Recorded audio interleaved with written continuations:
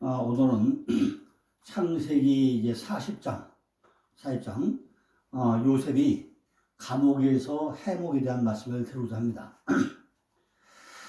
자, 오늘 이 말씀을 하기 전에 잠깐 먼저 좀 말씀을 드리는 부분은 목사님들이 왜 히브리어를 해야 되는가 잠깐 좀 말씀드리고 오늘 본문에 들어가고자 합니다.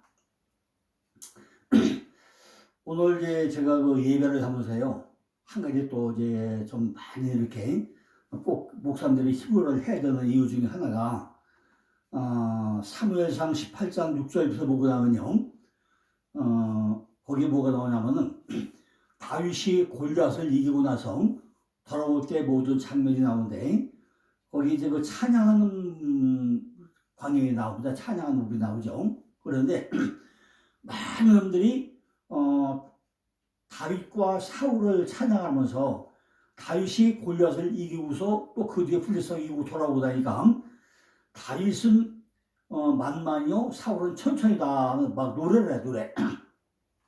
노래하는데요. 지난번에도 어떤 그 지방의 목사님이 저한테 한번 전화를 해서 문의를 한번 한 적이 있었습니다. 제발 좀 나한테 좀 설명을 해달라고. 성경에 보고 나면요, 노래가 있고 찬양이 있고 찬송이 있고 송축이 있고 찬미가 이렇게 막 나와요. 그죠? 그러면은 오늘 보면은 거기 사무엘상 18장 6절 보고 나면요, 모든 사람들이 노래를 하더라. 노래. 이거 시로 노래 부르다. 시로. 왜요?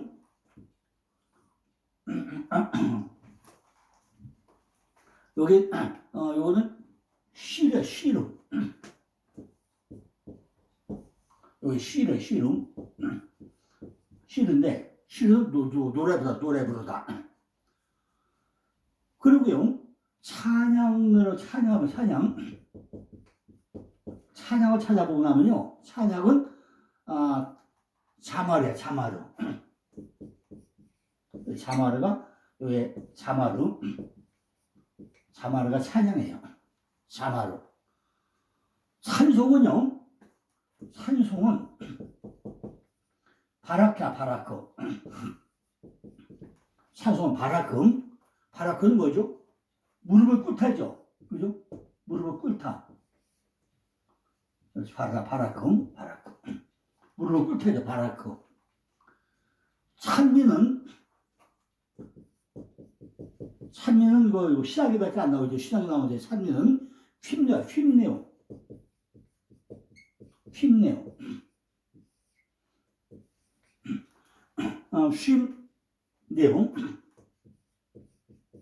휄네요. 다 달라요. 이 말씀을 왜 드리냐면요, 목사님들이 성경을 보고 나면서요, 어떤 때 노래로 나오고 어떤 때 찬양이 나오고 어떤 때 찬송이라고 하고 어떤 때 송추라고 하고 어떤 때 찬미라고 하고 이렇게 다 다르게 하냐는 거죠. 히브리어는요, 성경이 쓰이는 부분에서 그 단어가 아주 정확하게 설명을 합니다. 왜 찬송을, 찬미를, 송축을, 노래를 다르게 설명하고 있는지 정확하게 설명을 합니다. 근데 우리는 무조건 그냥 노래가 찬양이고 찬양이 찬미고 송추다 이러면 안 되잖아요. 그죠? 그러니까 이런 부분에서 우리가 정확하게 단어를 이해를 안 하고 말씀을 전한다면요, 이거는 굉장히 큰 실수를 포함하는 경우가 되는 거죠.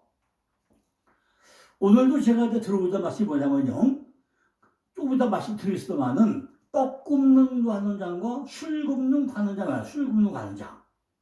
떡은요, 굳어버리죠. 떡은 해가지고 두번 굳어버려요. 미리 말씀드리지만은 그래서 떡 굽는 관원장은 나중에 바로 죽게 됩니다. 술 굽는 관원장은 좀 발효가 되죠. 그러니까 바로 살아나요. 이런 식으로 단어에서 전부 다 대표하고 의미가 있단 말이죠. 그걸 가장 정확하게 설명하는 거 어디죠? 히브리어 헬라어 원어예요. 원어를 보고 나면요, 그 부분에 정확하게 설명을 할 수가 없습니다. 그러니까 조금 힘들더라도요, 반드시 그 원어를 찾아가지고 그거 봐야 돼요. 그런데 오늘 이제 그 사무엘상에서 나오는 바로 핵심은 겁니다. 전부 다 사람들이 다윗을 노래하고 사울을 노래하고 하는데 그 전쟁이 누가 했죠? 다윗이었나요? 사울이었나요? 그 뒤에 역사는 누구예요? 거기 분명히 하나님이라는 단어 나오지 않습니다. 그러나 다윗이 고전에 골리앗에 이길 때 뭐였죠? 나는 만군의 여호와의 이름으로 간다. 그럼 누가 이겨준 거죠? 다윗이었나요? 분명히 하나님이 해줬잖아요. 그럼 모든 전쟁에서 누가 이긴 거죠? 위에는 하나님이 있어, 하나님이. 근데 하나님을 전부 다 감춰버리고 우리가 노래하고 찬송하고 찬양하고 찬미하고 다 이렇게 우리는 착각을 한단 말이에요. 착각을. 여기서 노래도 해야죠. 노래한다는 얘기는 제가 볼 때는요. 거기에 모인 사람이 아직 뭐 했다고요? 전부 다 율법적인 상태에 놓여온 사람이니까 하나님은 눈에 안 보이고 세상만 보여요. 세상만 보이는 거예요. 그죠? 아니 율법 상태, 율법 상태. 제가 지금까지 쭉 설명하면서요. 지금 구약교회와 신약교회, 그죠? 육적 속소가 영적 속소, 이걸 쫙 대비해서 설명하고 보면서 성경에서 구속 자체가 네가 뭐냐, 이거 설명하고 있잖아요. 똑같아요. 전부 다 지금 사무엘상에도 다윗이 이기고 나니까 뒤에서 역사했던 하나님은 온데간데 없고 오직 다윗과 사울만 드러내는 것은 안 된다는 거죠. 그러니까 우리 입술에 뭐가 있어야 돼요? 내가 영적으로 넘어와가지고 하나님이 은혜로 됐어. 하나님이 은혜로 하나님이 하셨습니다. 이거 해야 되는데 우리는 내가 했어. 아직 그런 상태가 거기서 나타나고 있다는 거죠. 오늘요. 어제 제가 뭐였죠? 요셉 형통환자다. 형통환자. 뒤에 누가 있다고요? 전부 다 요셉이랬나요? 요셉 뒤에서 일한 분이 누구예요? 하나님이잖아요. 그러니까 요셉이 가는 곳마다 형통환자가 되었더라. 복받는 자가 되었더라. 딱 되어있잖아요. 근데 보세요. 지금 노래는 쉬러했죠. 찬양은 자마르. 찬송 바라크, 물구타죠. 찬미 다 탈라. 그럼 이걸 정확히 알고 오늘 말씀 보자고요. 창세기 40장에서 요셉은 두 가지의 실망을 경험하게 됩니다. 자기가 처음에 꿈꿔가지고 꿈자랑 한물이 내가지고 형제들 팔리게 됐잖아요. 해와 달과 11별이 저런 꿈을 꾸었지만은 요셉의 삶은 점점 악화돼가지고 앞이 캄캄해요. 그죠? 기껏 잡혀가지고서 팔려가지고 구덩이에 빠졌더니 보디발의 아내들이 왔더니 전부 다 삶을 잡게 하고 요셉으로 투통해가지고 그 집은 전부 다 살살이 되는데 거기에 누가 있어요? 그 간원장이 뭐라 하죠? 야, 네가 마음대로 하는데 그 말도 한 가지 있다. 우리 마누라는 건드리지 말라고 그랬잖아요. 그러니까 안 건드렸잖아요. 근데 마누라가 그냥 홀딱 반해가지고서 막 불고 누르잖아요. 이거 어떻게 하죠? 요셉이 옷을 던져버리고 도망쳐버리잖아요. 겉옷이. 나는 다시 율법과 어울리지 않겠다. 율법을 벗어버리고 지금 도망쳐버려요. 어디 가죠? 감옥에 갇혀버려요. 그러니까 자기가 꿈꿨던 해와 달과 11별의 저런 꿈은 온디가 높고 요셉의 삶은 점점 악화되고 있다는 얘기죠. 보디발, 포티파루, 태양의 춘자. 보디발, 포티파루, 태양의 춘자. 그 집에서 노예 생활을 하다가 가정 초부가 되었을 때는 약간의 소망이 있었어요. 야, 이제 내가 남의 집이긴 하지만은 잘 먹고 살자고 그러겠구나. 그런데 아무 허물 없이 보디발의 아내의 유혹을 물리치다가 어디 갇혀버려요? 첫 번째 구덩이, 거기 감옥에 갇혀 시대가 됐단 말이죠. 이제는 노예로 시작해가지고 감옥에 들어가는 생활까지 무려 몇 년간의 감옥에서 13년간의 감옥 생활이 시작이 되고 있다는 말이죠. 13. 악의 숫자. 솔로몬이 성전 몇 년이죠? 13이죠. 13년. 참 이렇게 13숫자가 원래 악의 숫자예요. 다윗의 별이 꼭지점이 몇 개라고요? 13개. 꼭지점 13개의 악의 숫자예요. 요셉이 있는 감옥에 하루는 지위가 높은 사람 두 사람이 그 감옥에 들어오게 됩니다. 한 사람은 바로의 왕을 술 굽는 관원장 마슈케 주로 담당이야. 마슈케 마슈케 술잔 올리는 자 마슈케 술잔을 올리는 자. 여기 보세요. 말씀을 청산대로 해가지고 소망이 있어가지고 호흡하기 마슈케 술 맡은 관원자. 하루는 그들이 얼굴빛이 살펴다가 근심 어린 표정을 발견하고 이유를 물어봅니다. 아니, 술 굽는 관원장님, 오늘과 얼굴이 참 이렇게 안 좋죠? 물어봐요. 그런데 이들은 꿈 이야기를 하고 요셉이 꿈 해몽을 해주게 됩니다. 머리 위에 포도나무가 있는데 포도나무에 세 가지가 있고 그 가지에 포도송이가 주렁주렁 열려가지고 자기가 그 포도송이를 칩을 짜가지고 바로에게 드렸다는 꿈을 꿨다는 거예요.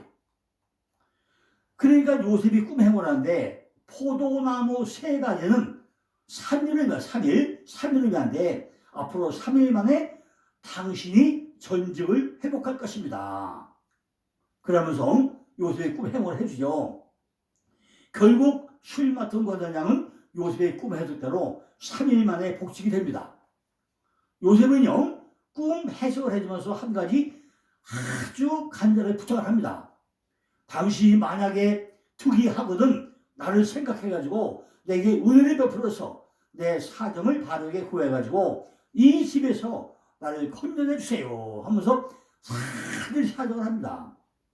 나는 히브리 땅에서 끌려온 자인데 여기서도 감옥에 갇히려 하지 않는데 그냥 이렇게 해가지고 바로의 보디발 아내의 유혹에 안 넘어가가지고 지금 여기 갇혔습니다.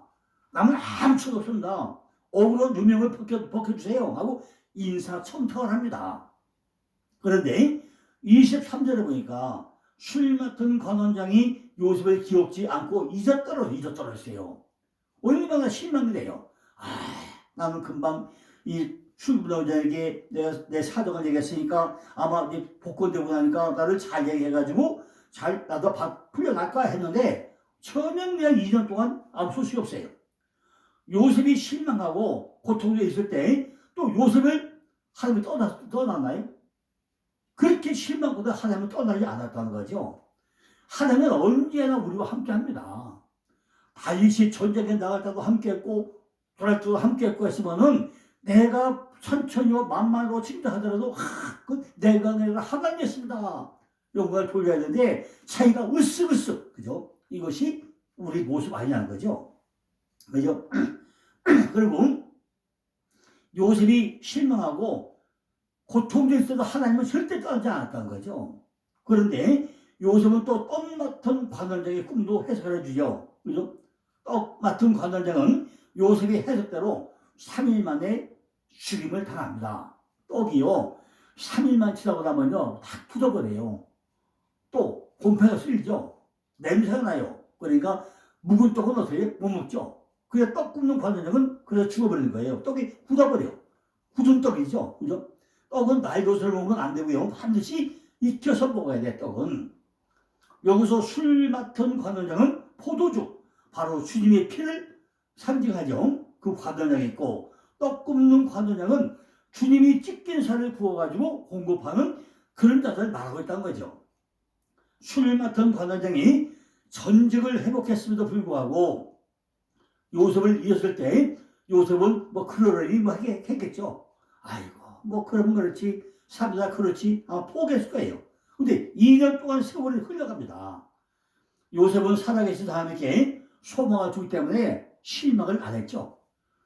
이 말씀은 요셉이 감옥에서 육체는 죽고 영으로 부활해가지고 나오게 될 자기의 미래를 보여주는 꿈이라는 거죠. 십자가 복음을 믿는 자에게 성령으로 들어오셔가지고 자신의 보혈을 먹이심으로 우리에게 영생을 주시는 우리 주 예수 그리스도와 십자가 복음을 모형으로 우리에게 보여주고 있다는 사실입니다. 자, 그러면요, 얼마나 이게 참 심각해요. 여기서 요셉경 술 굽는 환자, 떡 굽는 환자 참을 몰래야죠. 둘 다 예수 그리스도를 상징했다는 거죠. 부활돼가지고 십자가에 올라가는 것이나 또 떡에 굳어서 십자가 달리는 것이나 똑같이 예수 그리스도를 모형하고 있다는 것입니다. 요셉이 두 사람을 섬겼다는 것은 예수로 구약교회와 신약교회를 시중들고 있다는 것을 여기서 모형으로 보여주고 있다는 것입니다. 또한 이 두 사람이 꿈을 꾼 것은 요셉이 자기 꿈을 꾼 것이나 마찬가지라는 거죠. 그러니까 요셉이 이들을 섬기는 모습은 안색을 살피고 하나님이 주신 꿈을 해석하는 중으로 섬겼다는 거예요. 그러므로 그리스도인이 된 우리가 간절히 소망하고 구할 것은 하나님의 비밀인 예수 그리스도를 알아가는 일이라는 거죠. 이것이 골로새서 2장 2절이나 4장 3절에 기록되어 있습니다. 감추어진 보화의 말씀, 진리의 말씀을 간절히 구하고 찾고 두드려야 한다는 거죠. 이 일에 우리는 열심을 다 내야 된다는 거죠. 하나님 말씀이 쉽게 그냥 이해해야 됩니까? 우리가 파고 들어가야 돼요. 지하실이고 우물을 파고 해야 돼요. 물이 말리지 않아요. 우물을 계속 퍼낼수록 전부 맑은 물이 나와요. 그래서 우리가 이렇게 말씀을 파고 들어야 된다는 거죠. 그런데 떡 굽는 관원장의 꿈에 흰떡 세 광주리가 내 머리에 있다는 것은요, 창조 첫째 날을 나타내는 것으로 십년의 날을 모형하고 그리고 십자가를 상징했다는 거죠.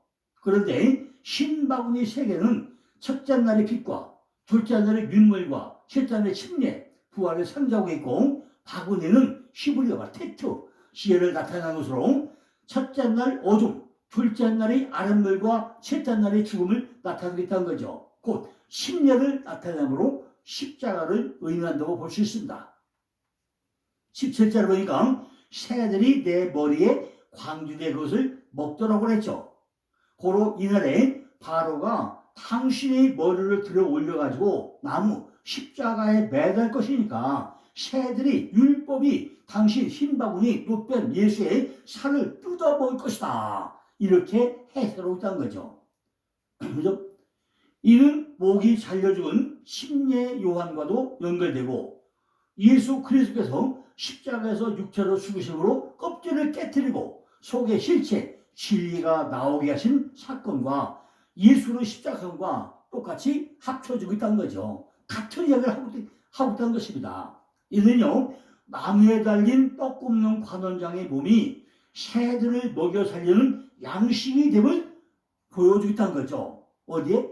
요한복음 6장 54절 58절, 요한복음 6장 63절, 욥기서 12장 4절 10절에서 설명을 하고 있습니다. 그런데 술 맡은 관원장이 요셉을 기억하지 못하고 그를 잊었다라고 앞에 말씀드렸죠. 우리의 노력으로 하나님의 섭리, 바로 관여하심으로 이루어지는 것을 우리는 바꿀 수 없다는 거죠. 우리의 노력으로 하나님의 섭리, 이것은 절대 못 바꿔요. 하나님은 하나님의 예정대로 하나님의 때에 맞춰가지고 꼭 하나님의 일을 이루어 가신다는 거죠. 우리가 아무리 날짜 적어봐야 소용없습니다. 이 일을 행하시는 여호와, 그걸 성취하는 여호와께서 하나님이 일하고 하셨던 하나님의 그 때, 하나님 때 모든 것을 이루어 간다는 거예요. 여기서 떡 굽는 관원장은요, 십자가에서 우리의 죄짐을 짊어지신 예수의 모형으로 나온 것이고, 술금 맡은 관원장이 3일에 복귀해가지고 자기의 보혈, 진리의 말씀을 주신 그리스도를 나타내고 있다고 할 수 있는 것이고, 주님께서도 진리의 말씀과 자기의 보혈을 우리에게 주셨다는 것을 설명하고 있는 것입니다. 요셉의 승리에 계기가 된 사건으로 꿈꾸는 자인 그가 꿈을 해석하는 자로 변모된 것을 우리는 볼 수 있다는 거죠. 사실 해명의 기회도 얻지 못한 채 강간 기도 사건의 누명을 쓰고 옥에 갇힌 상황이었지만은 일절 원망이나 불평 없이 전날의 꿈을 통해 삶의 비전을 주신 하나님의 인도를 묵묵히 주시하면서 기회가 주어질 때마다 그 꿈의 실현으로 한 단계 한 단계 접근해가는 요셉이 사명자적 자세는 인류 구속의 위대한 사역을 이루기 위해 가지고 모진 고난을 감내하시면서 묵묵히 자기 길을 가졌던 우리 주님의 모습과 너무나 똑같은 사건으로 흡사하게 이루어지고 있다는 것이죠. 우리는요, 창세기 39장에서 성도의 삶에 나타나는 고난의 목적지를 이미 보았죠. 성도의 삶에 나타나는 고난의 목적은 한마디로 연단이고 완성의 대로 향하는 필연적 과정이라는 것입니다. 우리가 이렇게 연단과 고난 없이 어떤 목적지에 갈 수 없죠. 하나님은 요셉의 고난을 통해서 요셉이 가지고 있는 꿈에 대한 기대를 완벽하게 비워내시고 있다는 거죠. 그리고는 그 비워진 그릇 속에 하나님이 하나님의 꿈으로 하나하나 세워가고 있다는 것입니다. 요셉이 총리 등극이 그의 꿈이 실현이라고 생각하면 절대 안 된다는 거죠. 하나님이 백성들을 애굽으로 보내시기 위한 하나님의 방편에 불과하다는 거죠. 하나님 목적은 어디 있어요? 지금 이스라엘 백성들을 다 어디로? 애굽으로 모셔오는 게 하나님의 계획이기 때문에 그때까지 모든 하나하나 계획대로 하나님의 뜻대로 하나님의 목적대로 날짜가 걸리더라도 다 연단과 훈련을 시키면서 그 때를 기다리고 있다는 거죠. 왜 그랬죠? 이미 창세기 15장에서 아브라함이 뭐라 했죠? 네 조상에서 이방에 계기돼가지고 430년 동안 종살이를 할 게로 오잖아요. 이 예언의 사건을 하나하나 이루어 가려니까 금방 두껍다고 딱 이루어집니까? 안 된다는 거죠. 요셉이 총리 등극이 그의 꿈의 실현이라고 하면 안 된다는 거죠. 요셉이 총리 등극은 요셉 개인이 입신양면을 위한 것이 아니라 하나님이 구속자적 속에서 하나님 백성들이 애굽으로 보내시기 위한 하나님의 방편의 일부분에 불과하다 그 얘기죠. 하나님은 이미 아브라함의 후손들을 애굽에 보내서 430년간 종살이하게 만들겠다고 이미 약속을 했잖아요. 거기에 쓰여진 것이 요셉을 도구로 사용해서 요셉을 총리자로 만들어 가고 있다는 거죠. 요셉의 삶은 바로 그 예수 그리스도 십자가 삶을 작은 모형으로 요셉을 도구로 쓰고 있다는 것입니다. 요셉의 삶은 그렇게 하나님의 백성들이 이 세상에서 고난을 통과해가지고 하나님의 뜻을 이루는 자로 지어져가는 모습을 한 면으로 담고 있는 반면에 자신의 모든 것을 비워내시고 하나님 아버지의 뜻을 이루어내는 자, 즉 천국 백성의 삶의 표본으로 오신 예수 그리스도의 모습을 한면에 담고 있는 사건이라는 거죠. 이렇게 어떤 무지한 자가 자기를 헤아르는 자기의 죄를 오히려 뒤집어 쓰고 수단을 받음으로 말미암아 그들의 죄가 사해지는 십자가의 구속 사건이 예수님 오시기 2000년 전에 미리 작은 그림으로 하나하나 계시되어지고 있다는 것입니다. 이것이 요셉이 삶이라는 거예요. 2000년 후에 예수가 이 땅에 올 때 모든 죄짐을 짊어지고 가는 그 모형을 지금 요셉을 통해서 하나 보여줘가면서 앞으로 이렇게 이루어질 것이다. 2000년 후에 이 예수가 와서 이걸 할 것이다. 그걸 미리 그림으로 계시하고 있는 내용이 요셉의 삶이라는 것입니다. 그래 요셉의 삶은 자신의 꿈을 이루어낸 삶이 아니라 자신의 뜻과 비전이 깡그리 비워지고 하나님의 뜻과 비전이 그의 삶 속에서 이루어지는 삶이었다는 거죠. 우리의 삶이 그와 같아야 된다는 거죠. 그런데 중요한 것은요, 앞서 보내셨다라는 어기입니다. 앞서 보내셨더라. 요셉을 미리 2000년 전에 2000 후에 이루어질 사건에서 미리 요셉을 보냈다는 거죠. 이것이 앞서 보내지면 어기를 담고 있는 천재. 그런데 그런 요셉의 삶, 예수의 삶이 하나님과의 동행의 삶이었다는 거죠. 따라서 하나님과 동행하면서 그 뒤를 따라가야 하는 모든 성도들의 삶 또한 요셉의 삶과 예수의 삶을 닮아가게 되어 있다는 것입니다. 그러니까 우리들요, 하나 태어난 것이 내 뜻대로 된 게 아니라 이미 하나님이 만세전에 계획해 놓은 모든 것들이 하나하나 우리를 통해서 연단시키고 훈련시켜가지고 그 목적을 향해서 하나님 우리를 끌고 가고 있는데, 그것이 우리는 모르니까 중간에 원망과 불평과 시기와 여러 가지 있지만은 하나님의 목적은 따로 있다는 거죠. 목사님들을 통해서 목회자로 세울 때는 그냥 세웠겠어요? 하나님이 이루고자 하는 목적이 있으니까 목사님들을 목회자로 세워가지고 목회를 하게 만들지, 그냥 목사는 이름이 더 세웠게 한 거죠. 그러면 그 뜻을 우리가 잘 분별해가지고 나는 매일매일 하나님의 뜻이 뭔지 발견하면서 죽도록 충성해야 하는 것이 우리들의 삶이 아니야 되죠. 마지막으로 내가 이제 바로의 꿈에 대해서 말씀을 드릴 건데, 제가 마지막으로 한 가지 또 예문을 드리겠습니다. 성경에 보고 나면요, 10명의 문둥병자가 나오죠. 10명의 문둥병자. 예수님이 오고 나니까 다 고쳐졌어요. 근데 그 전에 고쳤나요? 전부 다 문둥병자 10명이 오니까 어떻게 하죠? 전부 다 돌아가라. 네 꼬라지가 어떻게 하면 죽어자, 그거죠. 예수님은 설명 안 했어요. 전부 다 네가 낫고자 하는 걸 다 알기 때문에, 그래, 네가 네 뒤에 뭔가 보자고 다 돌아보냈어요. 근데 뭐야? 왜 돌아가라고 하지? 전부 다 가다 보니까 무덤이 다 안 나왔나요? 다 나왔죠. 근데 9명한테 9명은 전부 다 그냥 아이고 나왔어 하고 지가 살려갔지만 전부 다 돌아가가지고 지가 살려고 끝나고 말았죠. 근데 그 중에 한 명, 그랬죠. 딱 돌아서가지고 어디 갔죠? 예수님 감사합니다. 하나님 감사합니다. 내가 다 났어요. 누구한테 이거 욕을 올렸죠? 예수님은요, 그 돌려보내고 나서 몇 명이나 돌아오나 보자, 네 꼬라지를 보자 하고 돌려보냈잖아요. 근데 그 중에 한 명만 와가지고 예수님 감사합니다. 할렐루야 찬양합니다. 하나님 감사합니다. 하나님의 영광 돌리는 삶을 살던 놈이 딱 한 명이라는 거죠.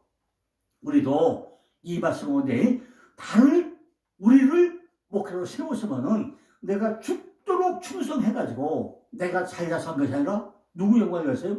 하나님의 영광을 위해서, 아버지의 영광을 위해서 나를 쏘주시군요. 한 감사합니다. 내 뒤에 역사는 누가 일어서죠? 제가 하나요? 제가 책을 60년 그만에 제가 만들었나요? 언제든지 하잖아요.